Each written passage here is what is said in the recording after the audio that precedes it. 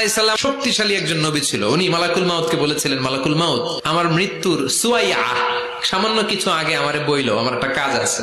মালাকুল মাউত মৃত্যুর কিছু সময় আগে এসে বলল, সুলাইমান, টাইম ইজ আপ, সময় শেষ, অল্প কিছু সময় বাকি, কি করবেন করেন। সাইয়েদনা সুলাইমান জিনদেরকে ডাকলো, ও জিনেরা, বিশাল একটা প্রজেক্ট আছে, প্রজেক্টে কাজ শুরু করো। আর কিছু জিনকে বলল, চারদিকে গ্লাস ফিটিং করা একটা রুম বানাও। সাইয়েদনা সুলাইমান আলাইহিস সালাম গ্লাস ফিটিং করা রুমের ভেতরে ঢুকলেন, লাঠির মধ্যে ভর করে দাঁড়িয়ে রইলেন আর জিনদের দিকে তাকিয়ে রইলেন। জিনেরা এত বদমাশ ছিল, সাইয়েদনা সুলাইমান দাঁড়িয়ে না থাকলে কাজ করতো না।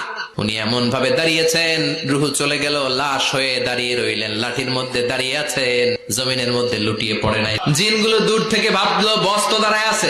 জিনেরা মনে করছে বস দাঁড়ায় আছে, কাজ করতেই হবে। করতে করতে পুরা প্রজেক্টের কাজ শেষ। ইন দ্য মিন টাইম কাঠ খাওয়ার পোকা সুলাইমান আলাইহিস সালাম লাঠির ভেতরে ঢুকে লাঠিও খেয়ে ফেলেছে। সাইয়েদনা সুলাইমান আলাইহিস সালাম ধপাস করে জমিনে পড়েছে।